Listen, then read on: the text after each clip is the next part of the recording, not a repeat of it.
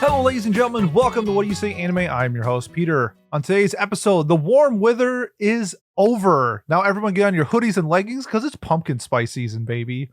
Fall is just around the corner, thus brings us a new slate of new shows that we are going to talk about. We'll be going over new properties first, but we will save some time at the end for sequels.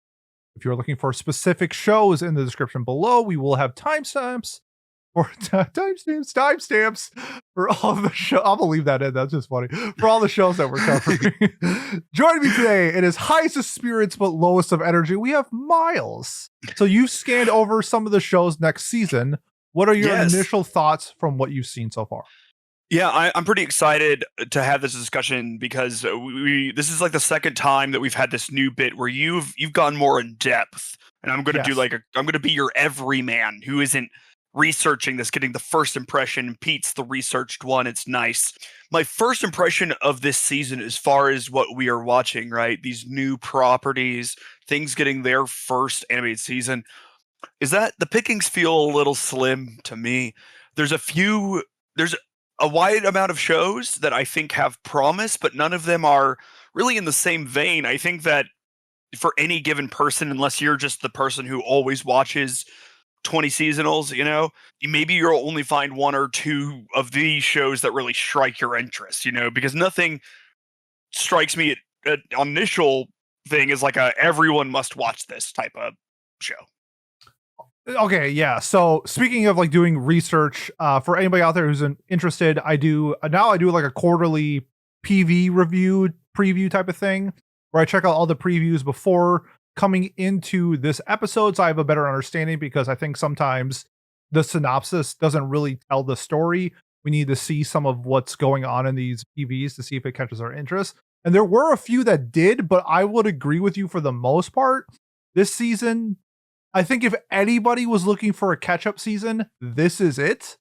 There's a few shows that really stood out to me when I watched their PV, but significantly less than I thought. So going into most seasonal seasons, I guess, I try to shoot for somewhere in like the 20 range, and then I'll probably drop a handful.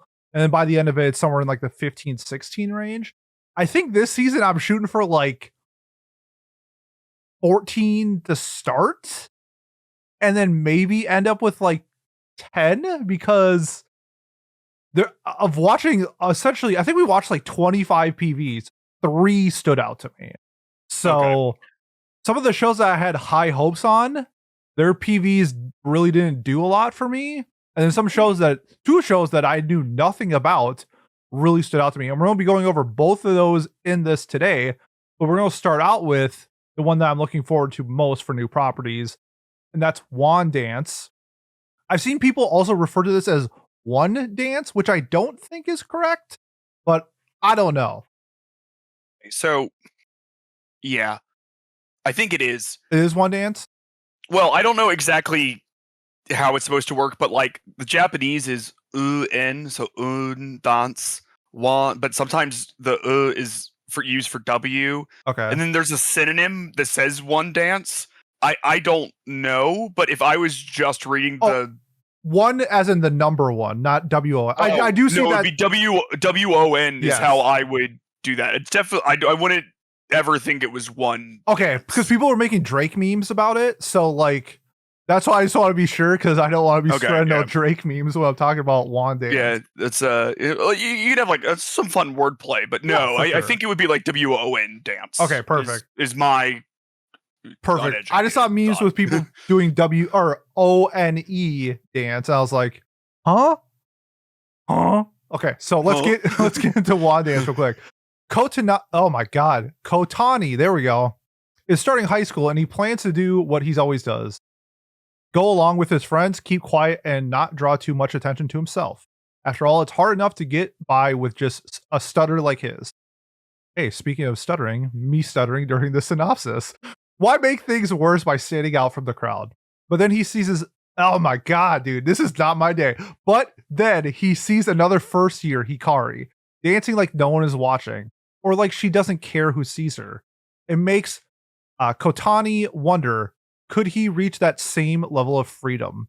To find his way to Wanda, he does something he never thought he could. He joins the dance club. After all, every routine begins with a single step, right? Join Kotani and Wanda as they freestyle their way to life and love. Ooh, okay. A couple things with this one. Madhouse is doing it. My favorite studio. It's going to look great. Second of all, this whole thing centers around dancing. So the dancing needs to be like the biggest focal point, I feel like, in the show, and it needs to be good. So what did this studio do? Since all of BTS is or was in doing their military service, they hired the choreographer for BTS to be like a dance director for this to oversee the dancing. So stuff like that just makes it show like they have like a lot of love going into this project. The PV though scared me. Some of the dancing looked great. Kind of like in the synopsis when the main character Kotani sees Wanda. Well, actually, it makes a lot more sense why it's called Wandance now that her name is Wanda. When he sees Wanda dancing for the first time, it's really well done. The animation looked great. And then in the PV, they were showing some other like random snippets of dancing, and that was in CG, and it didn't look as good as the first dance scene. So I feel like with this like mix type of animation with dancing, we're going to get some like stunners and some other ones that to me just are going to feel out of place because of the switch of animation. So it scares me a little bit to see how the production level is going to be, but because it is Madhouse, I'm throwing my blind faith into them and hoping that overall the adaptation is great. It's just that we don't have dancing anime really. Like we have performance art dancing, but in terms of like break dancing and stuff like that, I think this might be one of the first dance or break dancing or freestyle dancing anime we've gotten that I can remember. So, but I'm very excited just because of the context of the show, not having dancing anime and Madhouse at the helm. Miles, what are your thoughts on Wandance? Yeah, I have like okay, this is like incorrect, right? But like for whatever reason, looking at the characters and everything, the first thing that comes to mind for me is Idly Pride. Wow, what a pull. Yeah, the characters I think like have like a similar like sheen to them, and then also there's that dancing scene from Idly Pride, which is why yeah. I didn't know that was from Idly Pride, but as soon as you said that, I'm like, I know exactly what you're talking about. Which is very smooth, right? It's a very good clip. Very good. You know, when you were saying some of the dancing looks good, some of it doesn't look good, I immediately thought to Blue Giant, where some of the performances were other fucking worldly, and some of them were kind of weird CG. Very. You know, but ultimately that was a really good film. So I think, you know, if they take the moments of dance that are impactful to the story, competitions, someone seeing a new style or something for the first time, and then they have like practice moments and they just sort of phone those in, you can, even if some of that looks good or not as great, you can still hit as long as like the story and everything else is good, you know? Yep. That's sort of my thought on that. I wouldn't be too worried until we see big moments looking bad is my thought. Because if you want to make those things that like go super hard, sometimes you got to cut corners in other places, and it's about dancing, you know? So I bet they're dancing a lot, especially since you can't really manga plot this the same way that you can for like a lot of different things, because like you can't dance in them, like you have to like fill in a lot of gaps there for whoever's doing like the storyboarding for this, which is like another part of the effort that I feel like, you know, like you were saying, like there's a lot of effort that's going to have to go into this, but it sounds like they're willing to do it. So I'm excited to look at it. I like the way everyone looks very pretty and shiny, but like in a fun way. So and this could be completely wrong. I'm just basing off of sort of what I saw in the PV, but it kind of reminds me of something like if Dress Up Darling was about dancing instead of cosplaying.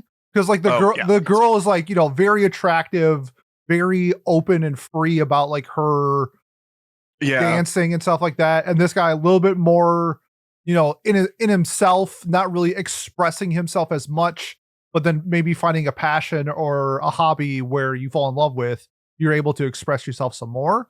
Sort of like that with My Dress Up Darling and Gojo. So that would be great to see something along those lines. Maybe even if it's just like a hint, but if you focus on just like the dancing, I think this will be a good time.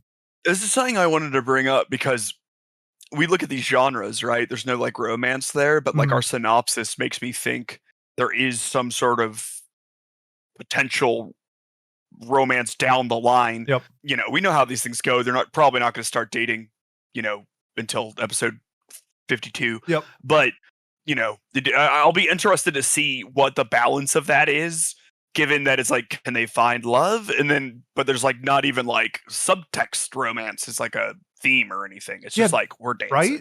That it feels a little off, but I guess that's I'm looking at the manga synopsis and it's the same. So I'm guessing they just pulled it from the manga, and maybe the manga is a little bit ahead.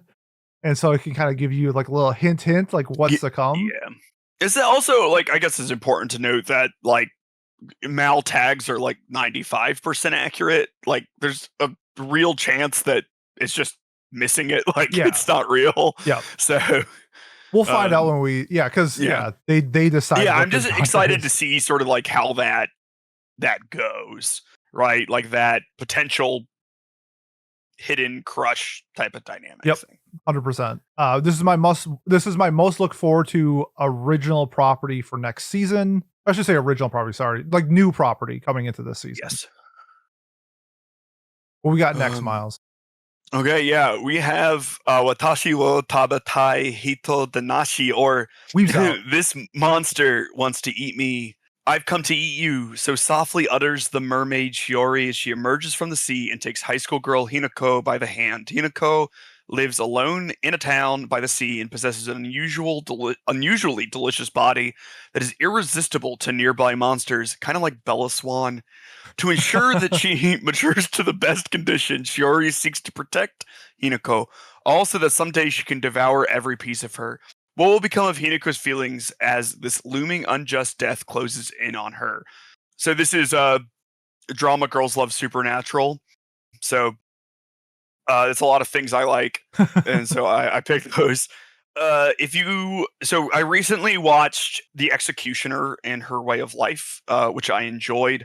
And that actually has like a relatively similar vibe to this, where there's like a girls' love pair, and one of them wants to kill the other one in some sort of way. This feels like it has maybe a little bit more like actual horror to it, which I think could be interesting. I know that people like the manga a fair amount, and so I'm sort of excited to see exactly what it entails here. You know, this is one of those things that could go a lot of ways for me personally, where it could be really cool, or it could cross some lines and I'd be like, oh, you know, like I get it, but so it'll be interesting to see exactly how it works. And I also like the nefarious view on mermaids, which is sort of like a more old school approach to them. What are your thoughts here, Pete? Yeah, I watched the PV. The main like mermaid girl, it looks like her, because she has like super long hair. If you see it in like the preview art, it looks like she uses her hair as a weapon, which is cool. Like she can like cool. She like, you know, like with her hair and just like stab people. So that's what it looks like. But I'll be honest with you, when I watched this PV coming into it, I was kind of expecting one thing and I got something else. It didn't seem as looming of a threat type of vibe. Like there's like a side character, Miko, who is like super bubbly and I'm assuming is supposed to be like the opposite version of the main character, who is very stoic looking.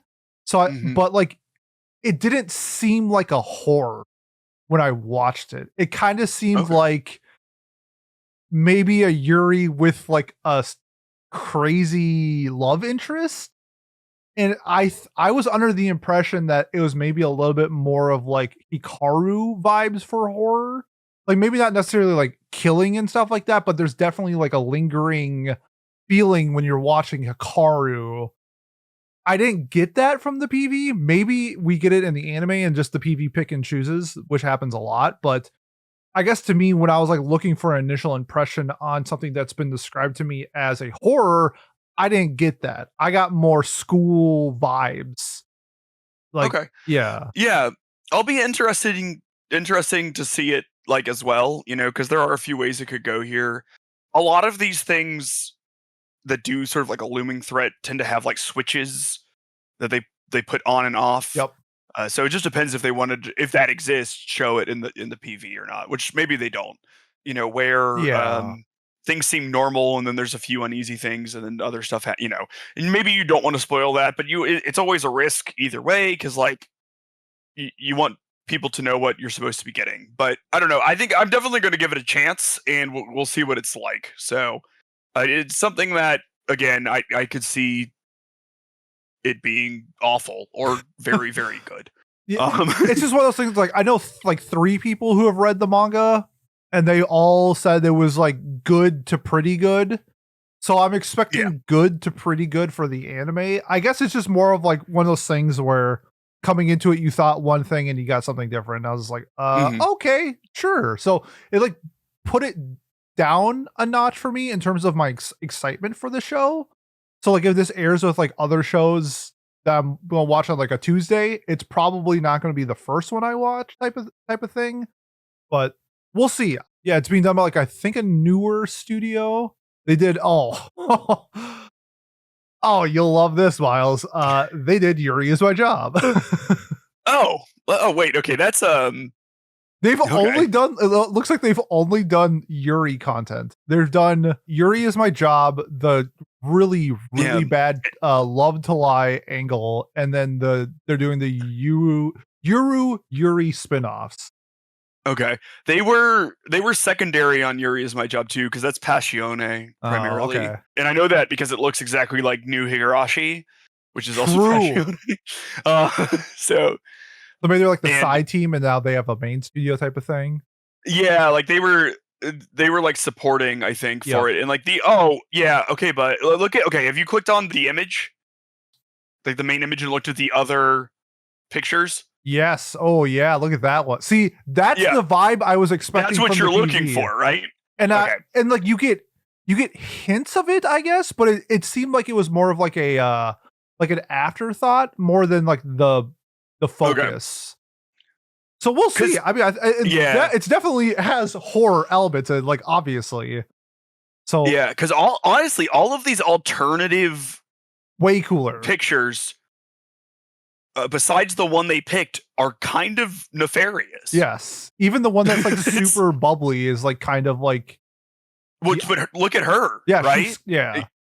She's horrified. There's blood. Yeah. On the okay. It'll be interesting to see. I wonder if they're intentionally like forward facing, not stuff. But I don't get my hopes up because I love that shit. So for sure. All right, that is the monster. Yeah.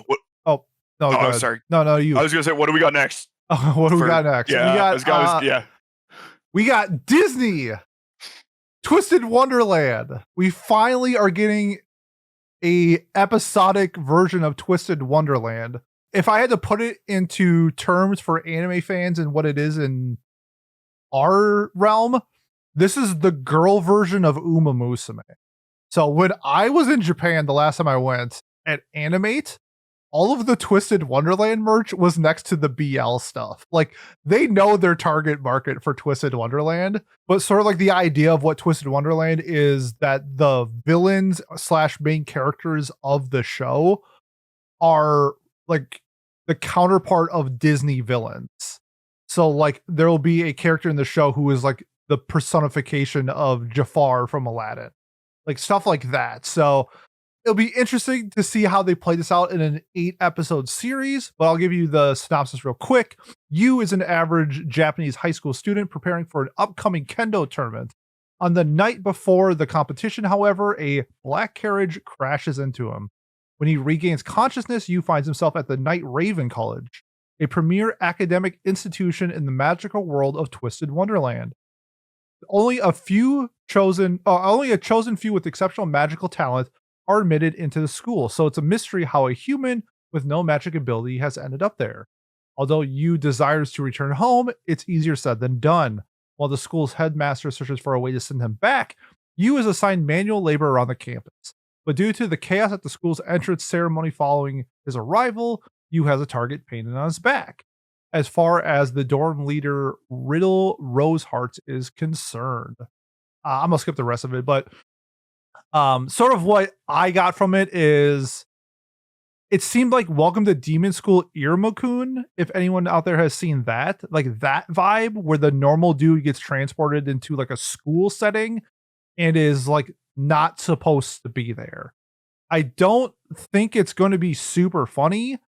And during the PV didn't show off like a whole lot, but I think there's a chance that this is a male idol show just based off of how they were acting, and the songs that they were using were all like really like J-pop idol songs for dudes. And so it was really odd, but since I'm a big fan of like Iruma-kun and I like the idea of like these characters being personified as Disney villains, it has like a higher appeal to what I think that this show can be. I will also say the art style, such a cool art style in the PV. They do a mix where like the characters look anime, but like the background in one of the shots was like super Disney like. And I thought cool. I thought that was cool how they like, even if you don't know what this property is, the art looks like Disney so much that you'd be like, oh, this is a Disney property or something along those lines. So I just thought how they handled the art style in the PV was fantastic. And I'm really looking forward to like kind of diving into the production stuff of this show. Miles, you have never heard of this show until right now. What are your thoughts on Twisted Wonderland? Yeah. I'm really happy for the people who would like this. Yeah, for sure. Because like I kind of wish there was this exact thing, but like more geared towards me, because it seems really cool. And by that I mean I kind of wish it was just like all women. But like we have that. It's called Uma Musume, Miles. Those are fucking horses, dude. They're not villains. Some of the horses are villains. Whatever. I mean, looking through this is like pretty cool. It's like figuring out who is like who. Like this is Scar, Leona King Scholar. You know, there's a Dr. Facilier. Very clearly, there's a Cruella DeVille. I wonder if they're going to have him murder puppies. You know, ooh. That's that was her thing. You know, she loved it. So it'll be. I mean, okay, there's a dog collar there. They all have very interesting nicknames. If you click on the character names, I'm not sure if you've noticed this, but like Ace Trapola is Ace Crab Monster Heart Potato Number 1 Trapola.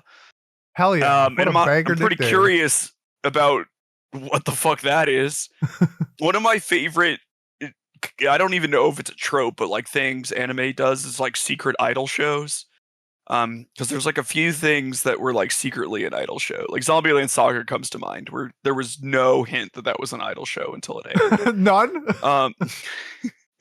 And people were like speculating what it was, and then they were like, "Holy shit, it's an idol show!" And did people not know it was an idol show when Zombieland Saga came out? I don't think any of the. I think it was like secret that. Was it? It was an idol show. I think so. Oh man, someone's got until episode 1 aired. Yeah. Oh, they turkeyed it. I was always in the assumption that I knew it was an idol show. Look, okay, let me tell you what I am basing this off of. At the time, I hadn't watched the episode. I went to the Reddit thread, and everyone was very surprised that it was an idol show. I'm not saying you're wrong. Yeah, I could be wrong. And maybe a bunch of people just didn't watch anything. You know, I don't know. Yeah. But that was my impression. But they could have turkeyed it. They turkeyed it before turkeyed it. Yeah. But like stuff like that, I think is fun. And like a big thing about Disney villains is having like villain songs and singing, and like that's like a large part of Disney. So true. Hopefully they do that. It really seems. It seems like it'll be fun. I don't think I'm gonna watch it. Mostly because, is there a gacha game with this? You know what? I don't know, but I'm a betting man, and if I were to bet on this, I would say yes. Okay. It's just because there's so many characters. Like I don't even know what else it would come from. It's a manga. Okay, it's a manga. Oh, based on the rhythm game. Oh, okay. So yeah, okay, it's going to be an idol show. Okay, sick. This is Bang Dream. I was comparing it to Uma Musume. It was Bang Dream the whole time. It was the incredibly different than Uma Musume property, it was Bang Dream. Live. I'm a fool. And I guess they probably not playing instruments. Maybe they will. But I don't know. I think this looks fun. And honestly, if you like Disney villains and stuff, like looking through all of this feels like it would be like a good time for you because just noticing references and stuff is kind of fun. Gaston for best boy. Yeah, for sure. I was saying, if you're on the fence for this one, or if you've never heard of it, check out the PV, because I was one of these. I wasn't planning on watching this at all until I watched the PV, and that kind of changed a lot for me. I thought it was a really good PV. So I'll be checking it. It's only 8 episodes too, and it's a slow season. Yeah. I'll check it out for sure. We got next, Miles. Yeah, we got Awkward Senpai. Your favorite. Things I love. Sorry, I'm ill. Kanawa Senpai is considered... Oh, at least I have an easy read here. Kanawa Senpai is considered many things, but smooth is definitely not one of them. Then she meets Kamigawa, her new kohai. He's a cute, little nerdy, and easy to talk to. How will this Awkward Senpai be able to handle these new feelings?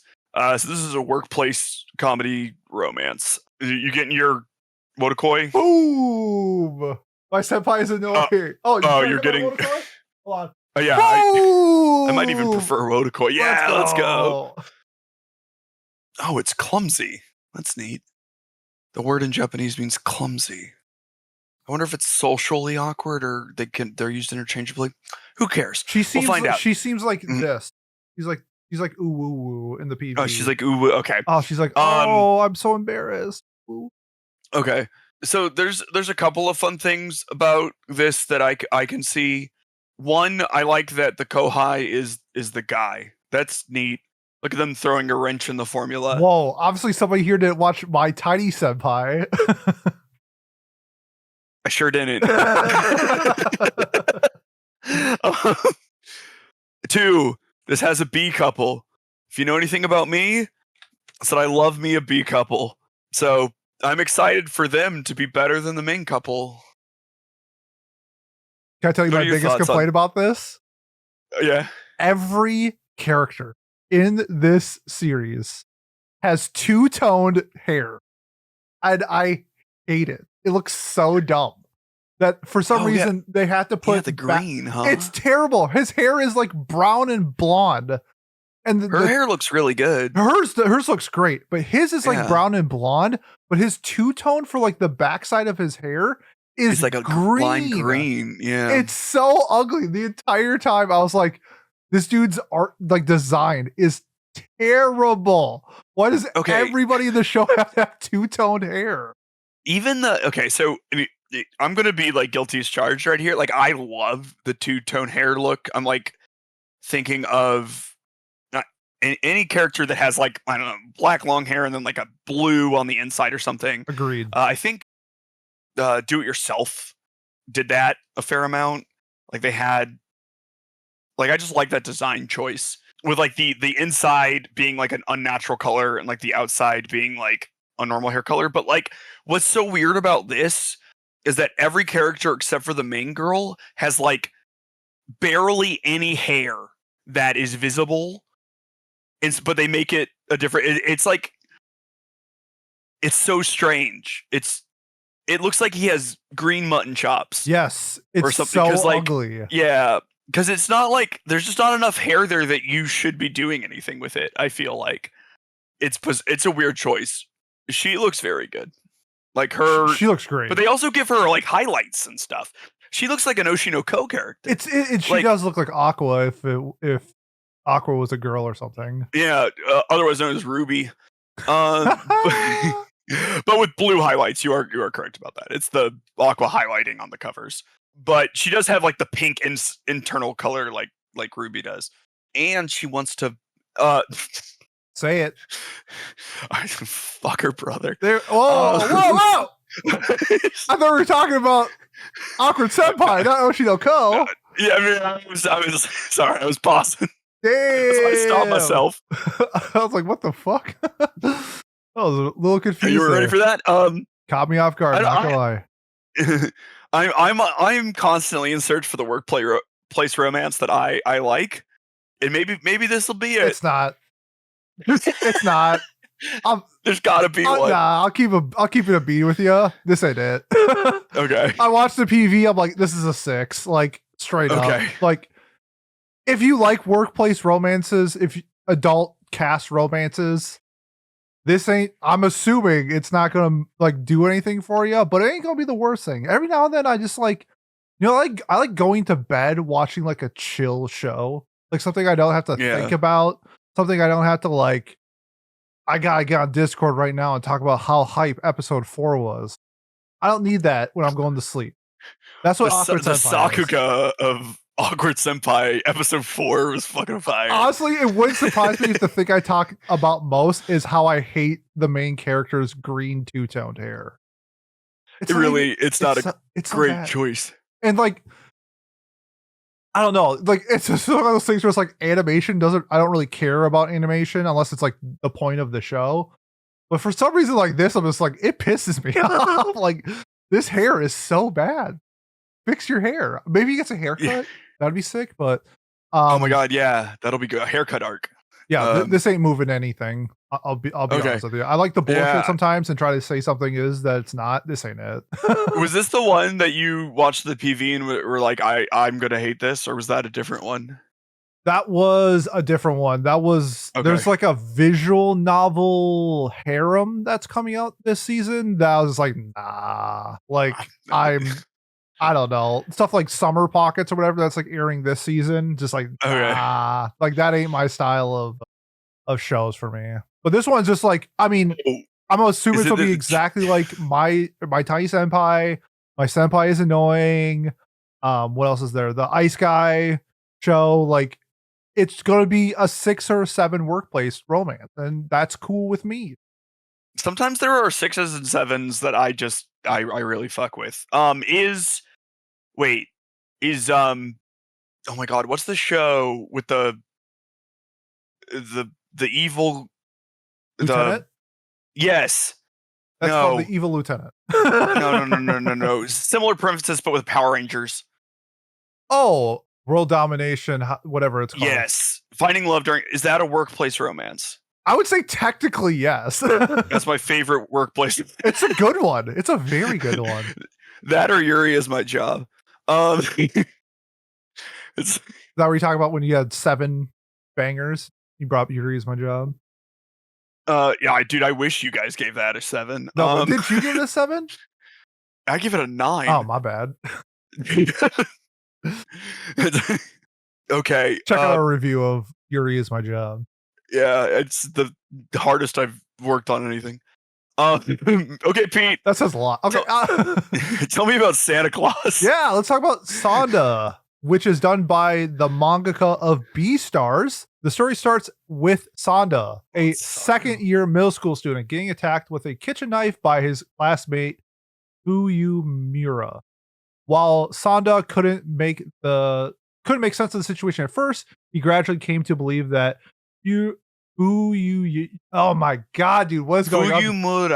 Fuyumura's actions were just mean acts of stemming off of the ladder of having a particular puberty. Wow. But that was actually a misunderstanding. Fuyumura, oh my god, dude, is seriously questioning if Sanda is actually the descendant of a certain family. So, couple things with this. Main character, or one of the main characters, is Santa Claus. That's awesome. I think that's super fun. I watched the PV by this, done by Science Saru, who is an incredible studio doing Dawn to Dawn right now. And the PV blew me away. Absolutely stunning.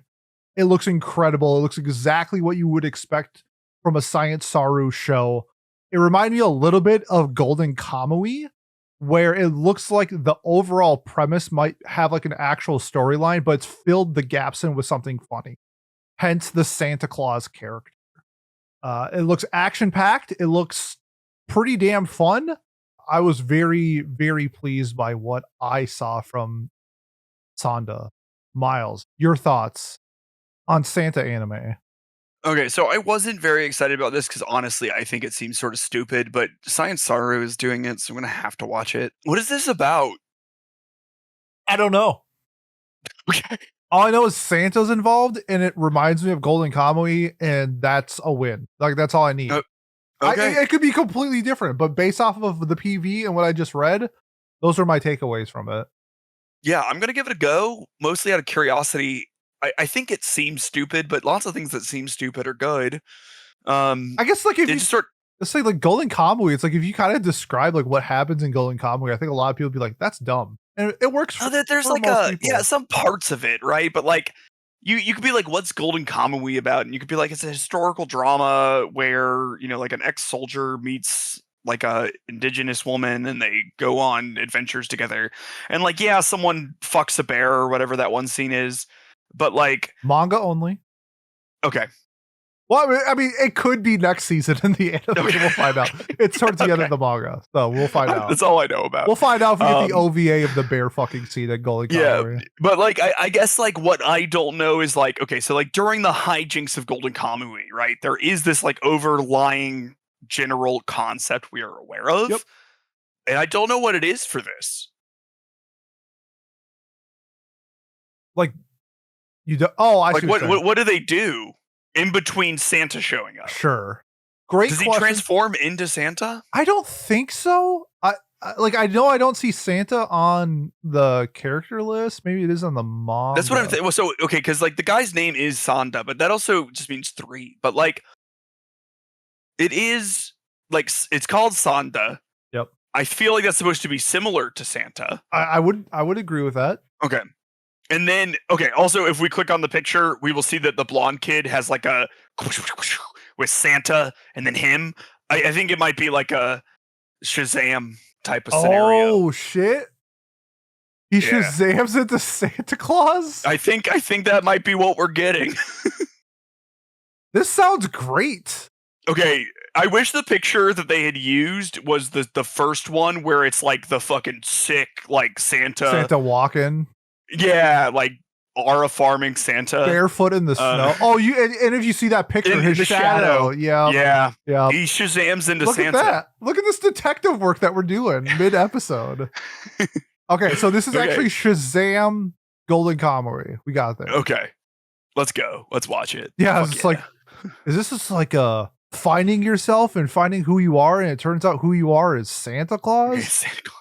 Which would be pretty funny, but like I love Beastars, so if it's anything, the art looks a lot like Beastars, but the PV looks really, really good. Like really good. I think it wouldn't surprise me if some of the people who worked on Don to Don are working on this one. Like it stood out that much. This was like one of 3 PVs that blew me away. Yeah, it looks. I am now more hyped for this as we have talked about it, as we have looked more into it. I'm excited to take a. Oh, whoa! We have an upcoming Ghost in the Shell by Science Saru. Yes. Holy shit! Okay, well, catch me on the winter 2026 preview or spring or whatever. Being excited for that. Come aboard.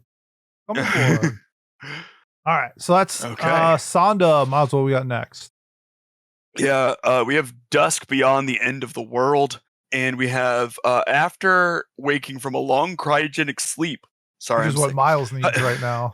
Oh my god, I need NyQuil. High school student Akira Himigami finds himself in a world he no longer recognizes. The city lies in ruins from war. Society is now governed by an organization called OWL, and traditional marriage has been replaced by a new system known as Elsie. As Akira struggles to comprehend the dramatically changed future, a familiar figure appears before him. Yuguri, who bears a strong resemblance to his girlfriend Toasa. To his shock, Yuguri smiles gently and proposes, "Akira, please marry me." Confused by her sudden proposal, he agrees to travel with Yuguri, holding on to hope that somewhere in the world the real Toasa is still alive. Along their journey, they encounter evolving forms of love in this new era and reflect on what their bond truly means. I'm going to be perfectly honest. I liked the character design in this, and I liked the PV art, and that's it. We already said it's kind of a shallow system, so we got our little post-apocalyptic romance sci-fi type of thing. I have no idea if this will be good or not. I have literally no idea. It could be. It could also suck because, like, I think a lot of it depends on this dynamic between these two characters. There's a third character too that gets mixed up. Yeah, there's another one, but I imagine it's like there's 4 main characters according to Mal. You know, we'll have to see what happens here. I don't know. You any interested in this at all? So my biggest concern with this is it's PA Works and it's doing an original. So you have 2 flips of a coin. It lands on heads, and it's going to be the best it's going to be is probably like an 8 or a 9. But like the other side of the coin is like it's probably going to be pretty bad. They've done decent to good originals like Buddy Daddies, but I feel like most of the time that PA Works on their originals are pretty bad. They did the cheerleading one last year. Akiba Maid War. Maid War is good, but then they did like Apari Ranmon, which was your boy Kong Ming. That's not an original. It's not? Nope. What? Yep, it has a manga. Aquatope, which I thought was like whatever. Fairygon, which was fucking terrible.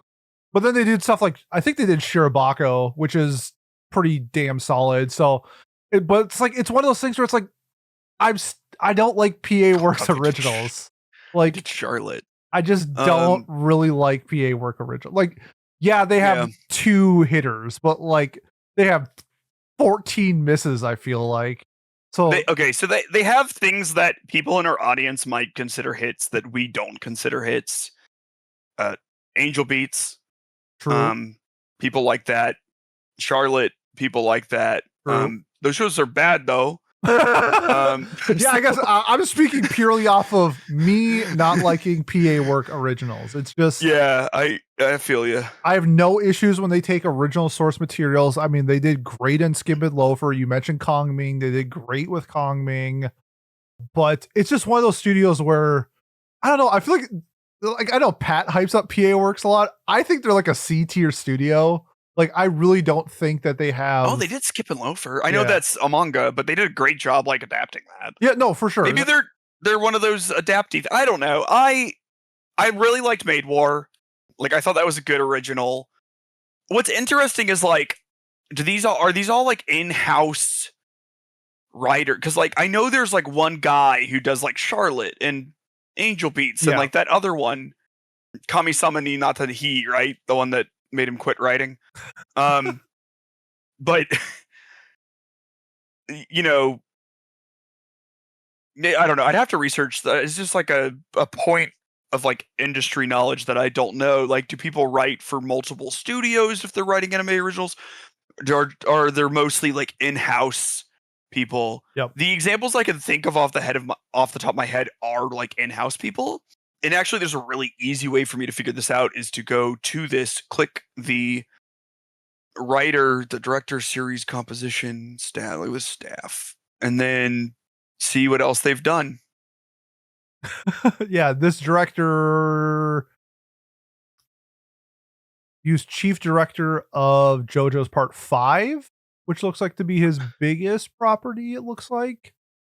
He was a director of JoJo's Part 4 as well, but he's done a lot of storyboarding. Yeah. A lot of just like miscellaneous work. So it kind of looks like maybe this is his first solo project. Hopefully it'll be good, but we'll have to take we'll see. Yeah, it's just based off what I saw from the PV, like this will they, won't they move on from his girlfriend and marry the hot android type of thing. I don't know. Okay, it's his girlfriend. No, one of the girls is like an android. Well, okay. Some girl wakes him up and looks exactly like his girlfriend. Yeah, that's an android. It's actually his girlfriend. I'm spoiling the show for you. When I watched the PV, it seemed like she wasn't his actual girlfriend. Yeah, and that's what the plot twist is, Pete. The plot twist is that it was his girlfriend the entire time. Oh, I see what you're saying. Yeah. If that's the case, I'm intrigued. If that's not the case, that is completely a shot in the dark. It's like I have 3 sentences and I'm like, what would I write if this was... Here's what I'll do. I'll wait for episode 12 to drop. And if our Discord's like, holy shit, episode 12, holy shit, episode 12, I'll go watch it. But until then, this one's not for me. Hot Android's design is pretty good. Her boots, sick. I love the hat. The hat. The hat's good, but I'm a big fan of boots that like go up to your thigh. I think that looks cool as shit. Guilty as charged. Yep. Yes, sir. We ain't playing around here, baby. But yeah, I mean, I don't really, I didn't get anything from the PV. Like, I didn't really understand like the concept. It also reminds me a lot of one of the worst animes I've ever seen, which is that isekai, the Ragnarok isekai, where like he's trapped in another world, but he still has a girlfriend in his world that he can communicate via cell phone. But at the same time, he has a harem, and he chooses to, and he's like, by the way, the main character is like 13 at the time or something like that. And he's like, I'm gonna stay pure to my girlfriend. It's like, and bro, you guys are breaking up as soon as you get back from the fake world. He also owned slaves. Did he? I thought maybe I'm thinking of the show that's the same as that show. I'm Blesser of Einhar and Master of Ragnarok is what the show is. Yeah, but like it's very similar to In Another World with my smartphone from like a right, because he has his phone in that, and he can use it. And he's in another world with it. Yes, and he uses it like it's like he looks up like battle tactics and stuff. No, that's Master of Einhar, Master of Ragnarok. That's what I'm saying. Yeah, and I don't think the smartphone does that. What does he do with a smartphone? I haven't seen that. I have no idea. In the other world, what does he do with a smartphone? Okay. Anyways, either one of those two people buys slaves. Okay, sounds good. It's probably both if we're being real. Yeah, it's an isekai. Okay. You got this. Oh, I do. Next one. Okay. Yeah, it's you, right? Okay, this one I'm looking forward to so much. It's called May I Ask You for One Final Thing. In the middle of a ball, Scarlett's fiance Kyle, Kyle, suddenly calls off their engagement. She falsely accuses of being a bully, and people unfairly call her a villainess. The aristocrats and noble families all denounce her. For years, she's had to put up with abuse and idiocy, but she can't take any of it anymore. At her wit's end, she asks for one last favor, to give them all a good fist in their face. So begins Scarlett's story of revenge against Kyle and his cronies. A fantasy about elegant yet rebellious fighter who doesn't let anyone take advantage of her. So, I've been looking, just like how you've been looking for like the ultimate workplace romance. Yes. I've been looking for the ultimate villainous show. Every villainous show I watch, I'm like pretty underwhelmed by. They're really not villainesses. And I think like the highest I've ever given one is like an 8. I watched the PV for this, and I thought it was the creme de la creme of any villainous show I've ever seen. Like, it was so funny where the entire premise is her getting revenge by punching people in the face. I think like the tagline for the PV said like, she only wants to clobber was like the tagline. I was like, hell yeah, girl. You go punch people in the face. And it was just satisfying watching evil people get punched in the face by this chick. I loved it. I think this is probably going to be the highest rated villainous show I've ever watched. And I'm going to make a claim it right now. I think this has a chance of being anime of the season. I think the enjoyment factor of this show has the possibility of being off the charts. I love watching bad people get punched in the face. And if that's all that is, guess what? The minimum this show is a 10. Minimum. Miles, your thoughts on May I Ask You for One Final Thing? So I'm excited for this too. It looks fun. Can I bring down your hype by giving an historic example? God, you're gonna make hold on. So you're gonna say something completely logical and it makes sense, and I'll be like, you know what, Miles? Once again, you're right. So I'm gonna say no. Okay. I'm kidding. Go for it. So we're thinking about a show where someone gets revenge on shitty people by physically harming them in a very fun and funny way. Yep. And you're like, the lowest that show could possibly be is a 10. Are they a villainous in the show that you're talking about? What did you give Kinomichi? A 6? And you know what that show is about? Him suplexing that princess. Yeah, but it's a dude. It's different when it's a hot girl punching people in the face. I'm sorry. I don't make the rules. That's way cooler. Okay. The suplex scene made me die. It's hilarious. Don't get me wrong. It's very all I'll say is, if you watch the PV, you'll be like, I get it. Look, I'm hoping you're right. I can see a world where you're right. We all like the No-Katan PV, the No-Katan PV. Okay, I have been wrong once. I'm having this realization. Do I actually miss? Yeah, wait a minute. Fuck. That's how bad No-Katan is. Pete has to be like, shit, I did miss. Fuck, I was wrong about something. That's crazy. I can't even pretend to be right about this one. Yeah, but like, I don't know. I think it looks fun, and I hope it's good.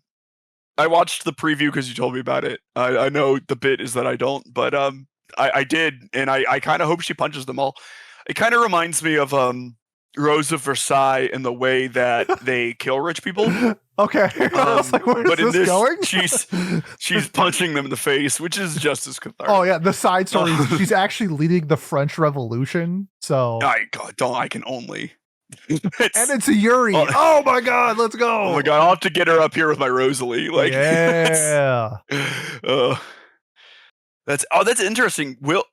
Wait, there's a character named Rosalia. That's crazy. Oh my god. I wonder if she gets punched in the face. Too nice. I think anybody is on the table based off what I saw from the PV. I think anybody's Do you think that she's gonna have a romance? Who do you think her love interest is? I hope it's a girl. I hope it's a Yuri. It's not, but I hope. Me too, man. I want to just exclusively punch rich male nobles and then steal their girl. How sick would that be? I just go $1 million idea. Like, I'm super about. Okay, wait, no. Okay, here. You see it? I'm seeing it. In the background, you see the prince guy who like broke off. He has like this horrible smirk on his Kyle, face. Piece of shit. Yeah, okay. His name is Kyle? Fuck Kyle. Oh my god. If you're out there and your name is Kyle, just know this is directed directly at you. I want to give a shout out to my brother-in-law, Kyle. He's a great guy. But just for the bit, Kyle, I'm sorry, you're getting punched in the face. Kyle would put me in the dirt. Anyways, he has the pink-haired girl on his arm. Yep. Pink-haired girl's she looks evil. Yeah. But what if that's nothing a fist to the face? Yeah, exactly. Like what if she gets punched and changes her ways? What if America really needs is just a punch in the face? Oh my god. Okay. Yeah. Okay, I'll watch all 12 episodes. Hell yeah, let's go. Yeah, let's go. All right, what are we doing next? Okay, touring after the apocalypse. Oh god, I'm getting all the one sentencers. I can read the synopsis for you. I know I'm stuttering this episode, but no, I got it. It's okay. We're fine. I can do this one sentence, Pete. Oh, I lied. It's 2 sentences. All alone after the end of days, 2 girls bike through the empty ruins of Japan, and they're not about to let the collapse of civilization get in the way of sightseeing. Even when the world ends, their journey goes on. So, like, this looks like a slightly more grounded Girls Last Tour. Yep. I liked Girls Last Tour, and I like Apocalyptic Iyashiki.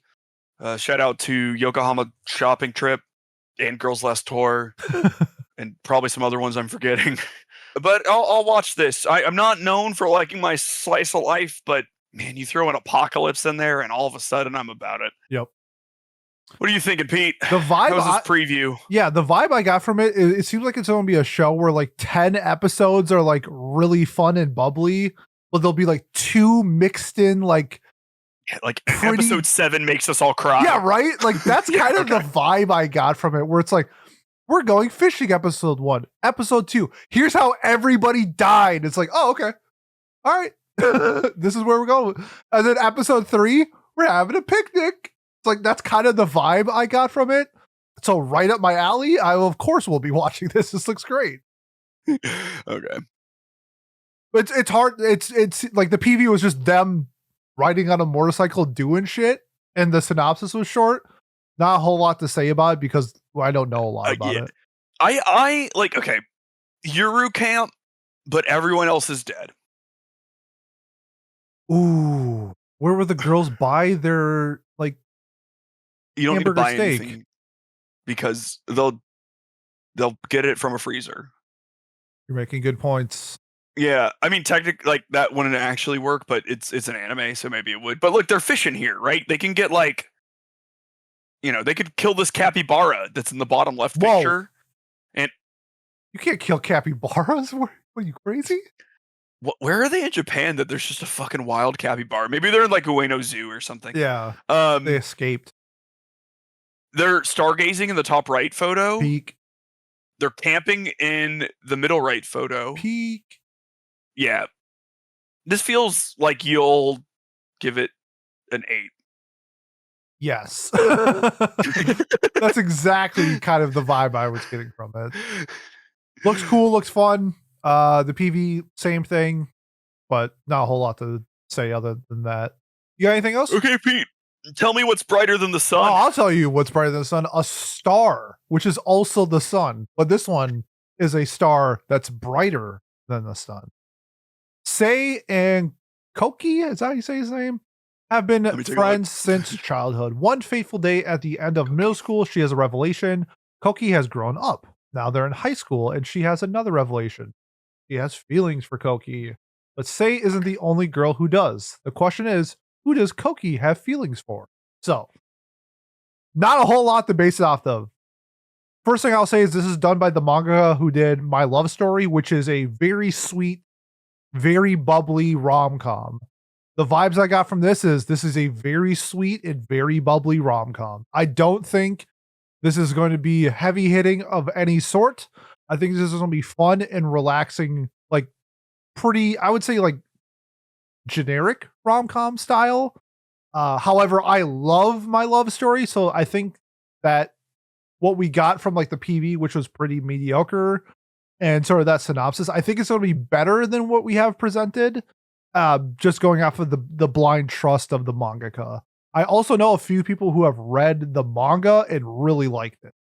So I hope we don't have like a condition called love situation, because the production, like the characters, they don't look the best. The animation. I want to make this clear. What's that? The guy looks like a serial killer. A little bit. And he's not supposed to. He's supposed to look like Shima from Skip and Loafer. Yeah. He looks like Ted Bundy. A little bit, yeah. Yeah, he does. I don't think it's going that route, but I have. It won't. As we found out this episode, I have been wrong before. So it's the new revelation. New revelation. I literally just found this out like 10 minutes ago. But I'm going off of the blind trust that it's My Love Story's mangaka. They know how to write a good rom-com. I'm really hoping that this is, passable. At least a 7 is my hope for this, but we shall wait and see. Miles, I know you have no intention of watching this, but what's your thoughts on it? You know what's really neat about it? The word for bright in this is like a word for dazzling and like shining that is used for celestial bodies, specifically in Japanese. So that's fun. Nerd. I just looked it up because I didn't know it, and I knew all the other. So if you do off the top of your head, that'd be crazy. No, I knew the other ones though, and that's why I looked that one up, because I knew all the other words. Okay. But because I knew it wasn't bright because I know that word, so I was like, what does this mean? Anyways. Yeah,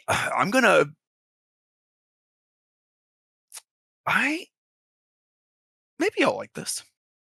Come on, Miles. No, I'm gonna be serious here for a second, okay? Be serious for the first time in your life.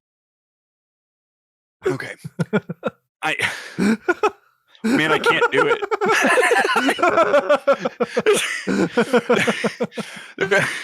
This is a little side note. There's a podcast I listen to, and one of the hosts just lies 100%. Everything he says is inauthentic, and it's hilarious. It's the funniest thing, but it always fools some of the hosts. They're always like, "Oh my god," really? And then like the other one is just like, "No, No, why are you? He never tells the truth, and sometimes I feel like that. I just feel like I've never told the truth. But what? Okay, one, we potentially have a love triangle here. Okay. True. The PV definitely set it up for one. Yes. Also, this whole thing says that. It does. Two, that as well. Yeah. Yeah. Turns out the hot guy at high school has multiple love interests. Two, this. So, like, he looks like a serial killer, but she looks like the sweetest little thing, right? Yep. Like, she just looks great. I will say, though, for my love story, the main character looks like an actual gorilla, and that turned out fantastic. So maybe the serial killer look, maybe they're onto something. I think it's just the way that the portrait thing is drawn. Like, he's like, his face, his proportions is facing a different way than his head is facing. It's bizarre. Yes, it's not like his head's not like tilted, but she is looking at him through the side of her head, and he is staring into the void. Yes, it's like he's like looking at a rat on the ground or something. Yeah. Like he sees nothing but his next victim. I haven't seen him in motion yet. I think it's just a bad poster. But like, I don't know. There are rom-coms and stuff I like. Look, if we get like one of these other characters and they're like kind of like a mean girl, and that's like the rivaling love interest, and then like maybe this nerdy girl here gets with this guy who looks like he's like too rich to go to school.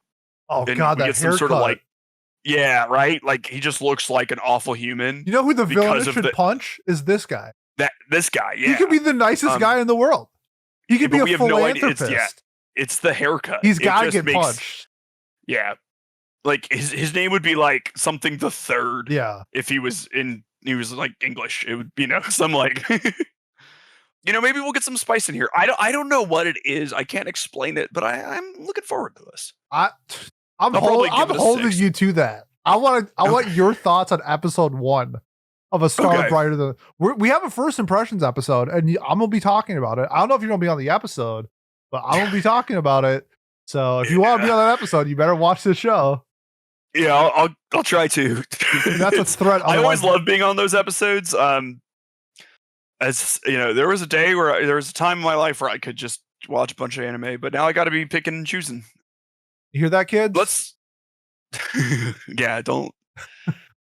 You get to pick. You want true love in a family or watch anime? The choice is yours. Miles, I do get to watch anime still, just not as much anymore. Yeah. Right. I get like 5 to 7 seasonals done a season. We take those. It's going to be more this year though, because Watch Club has just been pounding this year's seasonals. Okay, Shabake. It is the Edo period. Ichitaru, the young master of Nagasakiya, one of the largest stores in Nihonbashi, has been in poor health since birth and isn't able to go out. Can't relate to that. However, Ichitaru is always protected by demons, such as Shirazawa and Inugami, who serve him. One night, Ichitaru goes out secretly and witnesses a murder. From that day on, bizarre murders begin to occur one after another in Edo. With the help of the demons, Ichitaru's search for the culprit begins. I fuck with this. We got like Edo period supernatural detective murderer show. You'll have to tell me if you watched this preview and if that looked interesting or anything, but like just conceptually, I think this looks really neat. This is something that I'll definitely be giving a watch and hoping that it's got like a good hook and the mysteries are interesting and all of that. I'll say the last couple like historical mysteries that I've watched, regardless of fantasy or not, Apothecary Diaries and Yatagarasu, 2 absolute slappers.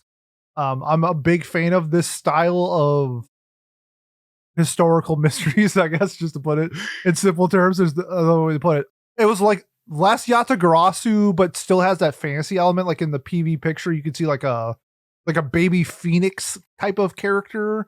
So like there is magic involved and stuff like that, which I think is cool because it can add like an element to like, oh, the guy was stabbed in the back in the courtyard. It's like, nah, maybe he got disintegrated by the phoenix or something like that. PV I would say maybe the phoenix stabbed him. Ooh, okay, that's a great twist. And then the guy set somebody else on fire to frame the Phoenix. But yeah, they're trying to frame each other. Yeah, who framed Phoenix Rabbit or something? But I would say PV looked really good. I remember the chat really liking the PV for this one. I would say it's more on the like I had like a ranking of I was doing like 1 through 14 of shows that I was excited for. This fell in like 6, so pretty high up there. Yeah, I liked what I saw. I just be intrigued with these stylish shows. I want it to be like 2 core. Like usually I like the longer style of fleshing out the mystery better with like how Apothecary did it and how Yata Garasu did it. I would like to see them follow the same type of suit. But yeah, this looks really good. I'm really looking forward to this one. Yeah, I'm excited about this. We don't know how long it is yet, I guess. But this gives me oh god, what was that show that I watched? Lady Head. Oh, Undead Girl Murder Farce. Yeah. This sort of seems a little similar to that vein, but like a more grounded historical take on that, where that was a little bit like the League of Extraordinary Gentlemen or something like that. And like this might be, there are like demons we can see in this, there's the Phoenix and everything, but regardless, it'll sort of have that creepy historical vibe to it, and I love it. Yep, look really good. So, I think this one's going to be a sleeper. I think this one's going to be really good. I hope so. Fingers crossed. I mean, it's done by Bandai, so it's got a chance. Yeah, well, yeah, they're they've done some really good stuff in the last couple years. So. They did Wisteria, which was better than I thought it would be. They did Birdie Wing, which is the greatest anime of all time. Rock Ladies. I loved Rock Ladies. Yeah, it was really good. It was really fun. Yeah. Oh shit! They did Raven of the Eastern Palace. Oh shit! That's another one, by the way. That's sort of that's right? yeah. That one is more. This one looks like it has like action and violence, where Raven of the Eastern Palace didn't have that, but definitely the same. Like I guess like environmental vibes is probably that's what I'm saying. Like that has some it's historical. It has like a mystery to it. This you're right. Seems probably more like murder and fighting demons a little bit, but. Again, it's the vibe is there, right? Like what else did they do? They got some stuff. Yeah, a lot of gotcha game shows. Bandai Namco? No way. They would never. Never.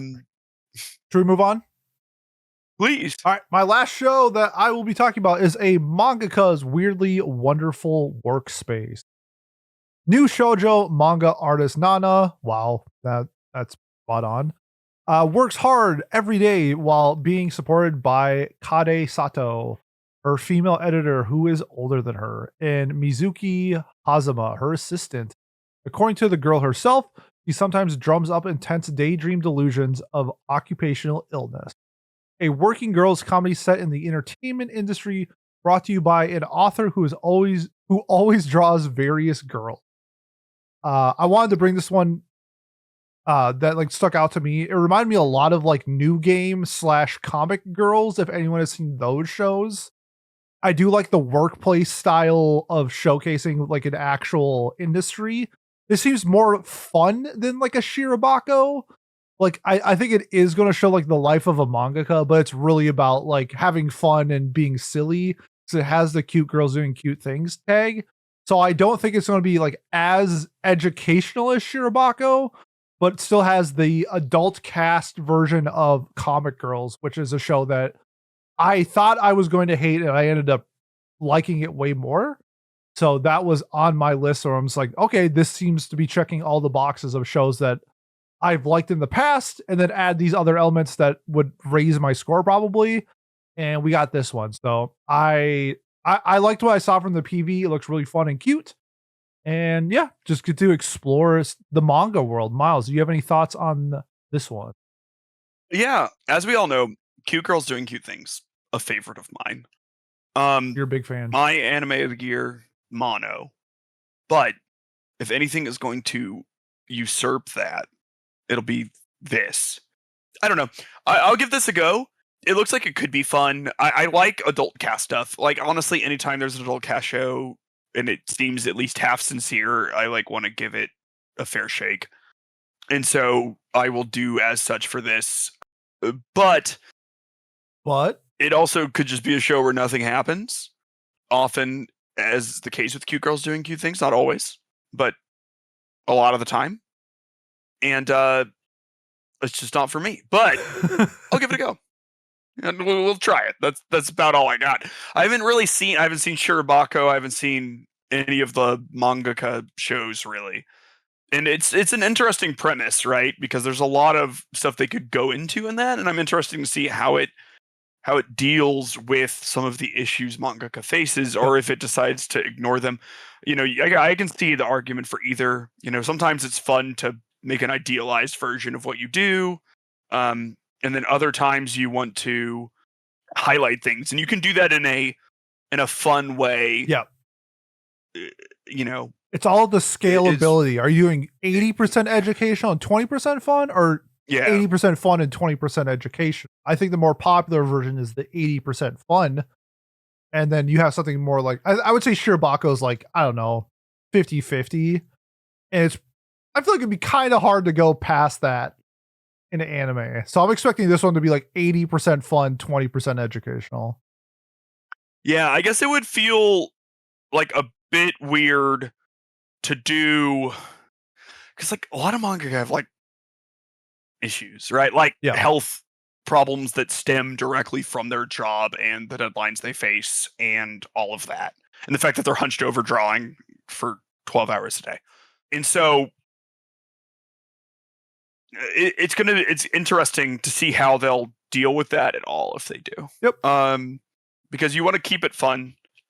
Because I imagine, the reason, these people love their jobs, but you also have to give up a lot. It's sort of like if there was like an NFL manga, like how would you deal with like concussions in that? Would you broach it? Would you not broach? Is that sort of what I'm? Gotcha. And now that I think about it, like cute girls playing gridiron football, would they talk about concussions? No, they wouldn't. Nah. The K-on! Of football doesn't talk about. They're grinders. They don't got time to worry about CTE. Okay. They're busy. They're busy in the trenches with their girl playing football. Oh my goodness. Okay. Instead of eye shield 21, it's eyeliner 21. Okay. Okay, I got our last one. What's the last one, Miles? It is Yano-kun's Ordinary Days. Hell yeah. Always reliable and kind-hearted, Kyoko Yoshida is named the president of Class 2-1. On the first day of school, a boy named Yano Tsuyoshi arrives late, covered in injuries. Due to her caring nature, in addition to Yano being seated right next to her, Kyoko can't help but worry about him and how he got those injuries to begin with. After cautiously following him home one day, she learns the truth. He is just extremely clumsy. Yep. Kyoko soon finds herself constantly worrying about Yano, both at school and at home, not realizing she is falling in love with him. Armed with a first aid kit, Kyoko makes it her mission to care for Yano's mishap-related injuries as a romance between the two begins to blossom. So, this is a chance at redemption for a completely different show Shikamori. With a similar concept. Do you know what that show is? Shikamori, right? Yes. Yeah. Which has lived rent-free in my head. It's our only YouTube short we've ever made is about Shikamori's Not Cutie. It is cemented in our lore. As long as this dude is clumsy in the same way that I'm clumsy, where I trip a lot, my shoes are always untied, I'm bumping into things and knocking things over and hurting myself, I'm happy. As long as it's not like a thing where it's like, oh, you're like in Blood Blockade Battlefront or whatever, where it's like, planes are crashing around you, which is like kind of the case in Shikamori. That kid was so unlucky. It was horrible. But the whole group of friends here looks like they're having fun and feels like pretty authentic looking in this. Like, yes, that's you got the two happy-go-lucky people and some different, like, there's just the different vibes that make up like a high school friend group. So I'm excited to see how this all plays out. As someone who was like, I don't know, like kind of clumsy and like I never got as beat up as this guy, but like I had to wear an eye patch to school for a while because I got shot in the eye with a makeshift bow and arrow. Badass. And yeah, we had bamboo in my backyard and we like made weapons with them. And then I got shot and that was that. Happens to the best of us. Yeah. We weren't allowed to do it anymore. But like, Mom, you know, there's just like the things like that where someone's like a little unfortunate, but it's not crazy. Like it just feels like this will be grounded. I hope it is. What do you got, Pete? I watched the PV. It was hilarious. It was it was so much better than what I thought it was going to be. The voice acting added a lot to the comedy. It reminded me of Pseudo Harem from last year, where how like her different personalities added to the comedy. God, that was last year. It was last year. Like kind of in the same sense with like their reactions and how they sound to those reactions added an element to the comedy, which I really liked. It looked pretty good, but like you said, it felt authentic and it felt grounded. It didn't feel anime, I would say. Like it's anime in the sense that he's like extremely unlucky and gets hurt all the time type of thing. But like everything else was like how you would react to like a situation if somebody like tripped and fell or something like that, but like exaggerated times 10. The girl's like how she was dealing with him in the PV was like really funny because she's like on trying to understand him. It was like, wow, this dude is like super getting hurt all the time. I'm like, I'm concerned that he's getting in all these fights. And it turns out he's just like a clumsy nerd. And she starts to develop feelings for a clumsy nerd. I'm like, ah, my heart. Like it was a really fun watch. I think that like, I'm not even kidding, where it's like this might be one of the funniest shows of the year. I laughed like 3 times in the PV. Like the minute and a half PV, I laughed pretty hard 3 times. I liked what I saw. This is going to be a really good time. I hope that this is as good as I think it's going to be. Yeah, so this gives me the same vibe.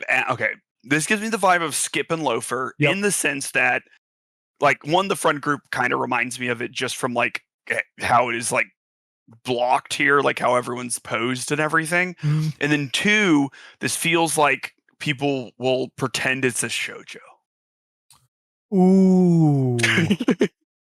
Ooh. It's in the same way because like look at him. Like if you look at it's got the petals and the pink and the sort of pastel thing. I get what you're saying. No, for sure. And it's a romance, so people are just going to say it's a shoujo. Yeah, like every romance, you know what I mean? Like my favorite shoujo, My Dress Up Darling. Yes. Yes, of course. Apothecary 100%. Diaries, it's my favorite. My favorite josei. We're kidding, by the way, everyone out there. We're not kidding. We believe this. Oh. Well, I'm a man and I watched Apothecary. I'm just kidding. Yeah. Like low key though, Apothecary Diaries, sort of like a anyways, who are we to decide? Yeah, it's up for the publishers to decide who things are for, not the fans. Exactly. Because then Blue Lock would actually be a shoujo. I don't know, dude. Like that demographic poll. I don't know, dude. Okay. Yeah, anything else you want to talk about before we get canceled? On this one? Yeah. No, I can't. I can't think of anything. This looks great, though. I'm really excited about this one. I think this one's going to be a lot of fun. Okay, so that is all the new properties that we are going to be talking about. Miles, any sequels or shows we didn't talk about that is on your radar? Yeah. Well, so there's good sequels coming up. Things that I'll be watching are like Spy Family. And honestly, that's kind of it for me, but there are things for other people. I'll let you talk about them because you'll know more. For sure. Movies though. We got a lot of movies coming out next October. Yeah. We have the Zombieland Saga movie. But we're probably not getting that for months here. Yeah, well, probably not, but it does come out. It's worth noting, I suppose. There's a Golden Kamui movie coming out. Do you think they'll fuck a bear in it? Yeah. Okay. Great. What other movies do we have coming out? We have 100 Meter, which is done by, I believe that's the guy who did Orb. That movie comes out October 10th, which I will be seeing and tentatively have planned to do a episode on. We have the Kobayashi movie. We have, and these are like confirmed dates. So that's October 20th, I believe, for the Kobayashi movie. October 24th is the Chainsaw Man movie, which is going to do the Rize arc. I actually like that arc. Yeah, me too. Yeah, this is like when after the end of the Rize arc is when I start disliking Chainsaw Man. Up until this point, I like Chainsaw Man. We got the new the guy who did Mamoru Hosoda, who did like Boy and the Beast, Girl Who Leapt Through Time. His new movie Scarlet, which is like a time traveling isekai, but it looks a little darker than his other works, so it'll be intrigued to see how that gets adapted. And then Scarlet looks like a badass. Yeah, it looks pretty damn good, I'm not gonna lie. Yeah. Trying to think if there's any other movies that I'm interested in. I guess we get Giguk's movie, I think. Oh, maybe that's already out on YouTube, or it's coming out on YouTube. Bond. Wait, there's a Giguk movie? Yeah, it's like 12 minutes long. Oh. And then there's one called Chow, but I don't think we're gonna get that one for a long time. That's okay. That one's was like the main character's like a fish or something, like a giant fish living with humans. Sequels, I know One Punch Man and To Your Eternity season 3 are coming out. I dropped season 2 for both of those, so I won't be watching either of those. The big one that I'm looking forward to, my slime is back. Sui is back. Campfire Cooking in Another World season 2 is premiering. I cannot wait to see Sui again. That is my son/daughter/slime. I love Sui. Nobody else can have Sui. That's my baby. Spy Family you mentioned. I will be watching that as well. I'm trying to think if there's any other sequels. The Ranma second season comes out. I won't be watching that. I actually liked Ranma. I'm just not into it. But wait, Cinderella Grey. You were wondering. I was answering. No, you're right. You're right. But Cinderella Grey Part 2. I started rewatching Part 1 this week. I can't wait. I am getting kind of into Uma Musume, probably a little too much, but the more I dive into the franchise, I'm sorry, it's great. It's just like, I don't know, everybody I interact with in like the Uma Musume community, really nice and great people. The show, really good. Like Cinderella Grey is great. It is a great show. I gave it an 8. I'll take that. I originally gave it an 8, and then I bumped it up to a 9 earlier, or like a few weeks ago. After I was like, I'm gonna rewatch Cinderella Grey, and I like, if you know me, I don't really rewatch shows that all too often. So, says something if I'm rewatching a show. What? Why are you giving me this look? How often do I rewatch shows? All the time, man. Every time I'm on First Impressions, you're like, I've watched episode 1 of this show 14 times. Yeah, but that was when I was like way back when I had nothing going on, and I would watch. Man, this was like 2 years ago. Yeah, way back when I had nothing going on. I'm sorry. I like anime. My bad. You're allowed to. I'm just saying, like. You're like, the most times I've rewatched a show is 8 times. Yeah, but it's Zuri Children. It's like 12-minute episodes. I have rewatched like maybe 7 anime. Like, don't hate the player, hate the game. Come on. Okay, you're allowed to like Cinderella Grey. It's a fine show. Hey, the like main antagonist is named Obey Your Master, which is the hardest name for a horse villain ever. Obey Your Master? That's such a great name. But yeah, I think that's it. Okay. I think I really do think that's all I'm watching. Kingdom season 6 for those who are interested. But yeah, I mean, just overall,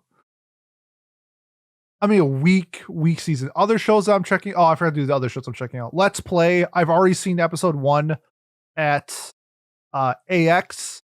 Miles, you might like that just because there's so many like video game references. Okay. And they're all adults, and it takes place in California, not Japan, which I think is cool.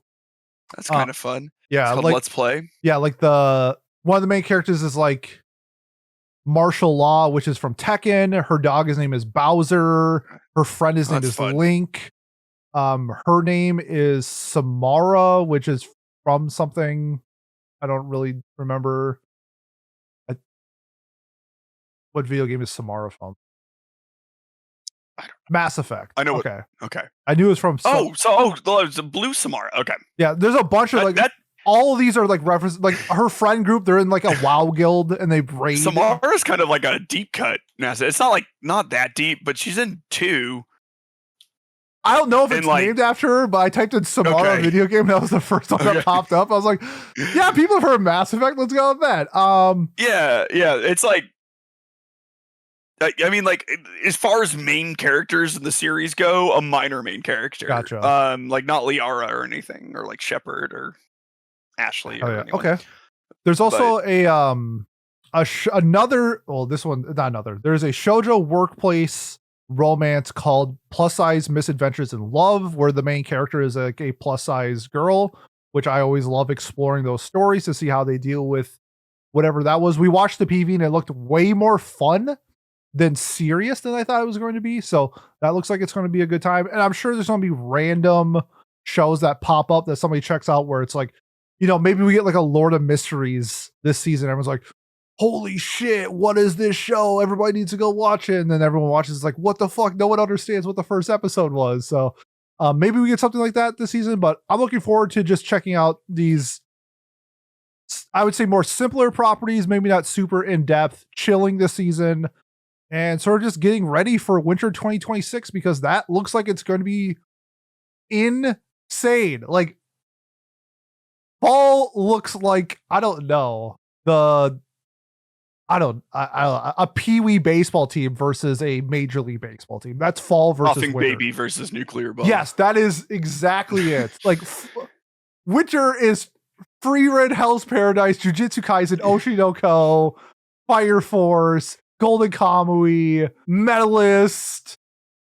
Oh, more Medalist? More Medalist. Like, God, I loved Medalist. Winter is just going to be bonkers. And then fall, it's like, we have the Santa show. It's like, cool. I'm for it, but it's not going to hit. We didn't even talk about the most membered non-sequel show. Oh, it's my friend's little sister has it in. Yeah, there's a reason why I didn't want to talk about that. At least it's not his little sister. That is a plus. Yeah, that just like looks. There's like a show, The Dude's Garden is about to explode, that came out this season. It looks like that show, which I dropped after the first episode. This sort of makes me think of like Takage-san, just based on where it's like, this girl is mean to me. And I like that. Yeah, but that's different because like in Takagi, they're like in 4th grade. These are like high school. And then when she's mean, it's not as fun. It's always fun. We'll see. I don't know. How about you watch it? The manga has a 6.6. Yeah, I know, which is so funny. Like, this is actually a thing I was wondering about, is how this became. Well, the manga is, I guess, relatively popular, but like, okay, this has 50,000 members and the manga has 20. Did someone highlight this? Was there like, I don't know, is this Mother's Basement's favorite show? It's all, you know what I mean? It's AI botted plan to watches. That's the only thing I can think of. Okay, yeah, I thought like maybe someone just like highlighted it. You know what I mean? Like some big anti-tuber, like, what do you say, anime? Yes. Yeah, we really move the needle.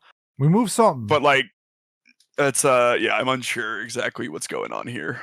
I think we're good for the rest of fall. I think we can call it here. Let us know what you're watching this season, whether it's in our comments, whether it's in our Discord, whether it's in our Spotify comments. You can leave comments there. Send me a messenger pigeon. Messenger pigeon. We got that once. Yep, and I'll take a picture of it and post it on the Discord. Yes. So do that. But let us know, and be intrigued to see when we do our first impressions episode if things change, if the things that we liked were bad, the things that we thought were bad were good. Really fun to check out when we get to that point, but we'll find out in a few weeks when we actually get this season. So thank you, Miles, for joining us. Thank you, everyone out there who is listening. If you want to support us, the best way to do so, like, comment, subscribe, leave a review on whatever platform you are watching or listening to us on. Next week for Watch Club, we are watching the critically acclaimed psych TV show Lazarus. So can't wait to talk about a show that I've dropped.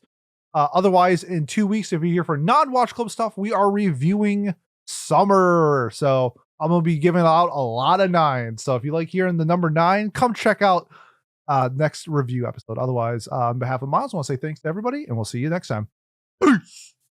Bye-bye.